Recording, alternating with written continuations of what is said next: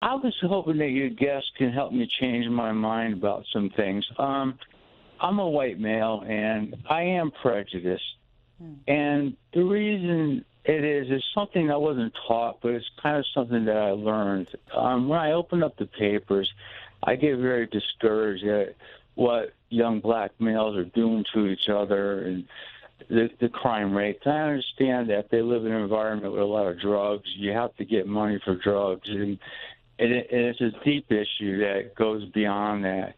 But when I have these different fears, and I don't want my fears to come true, so I try to avoid that.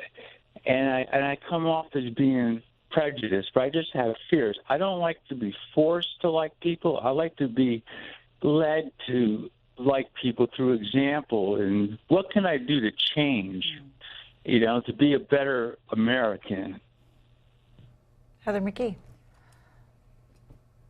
Thank you so much for being honest and for opening up this conversation, because it's simply one of the most important ones we have to have in this country.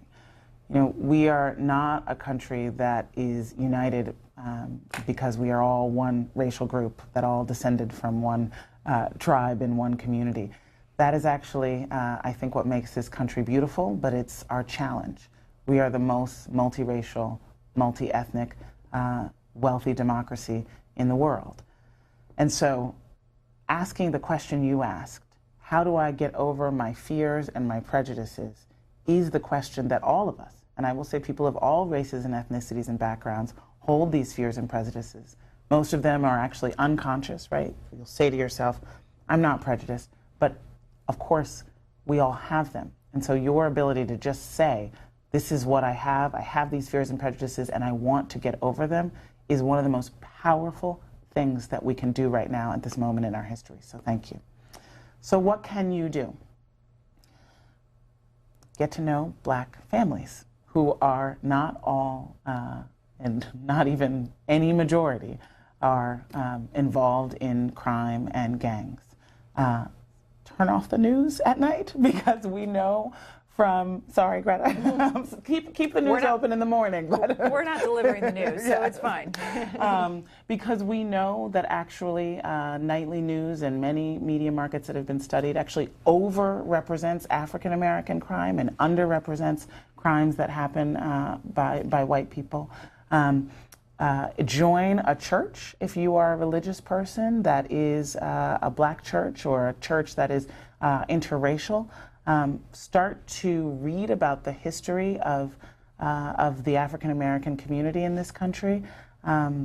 Foster conversation in your family and in your neighborhood where you're asking exactly those kinds of questions. This fear of communities that we do not live near. We are still a very, very segregated country. Millions of white Americans live in places where they rarely see anyone of a different race. This fear and set of ideas that we only get from the worst possible news, it's tearing us apart. And we know that in order to be our name means the people of a nation, Demos. In order to be a Demos that is united across lines of race and class and gender and age, we have to foster relationships. We have to get to know who one another actually is. And we are always, I think, as Americans, surprised when we build relationships across race. Let's get in Laneda.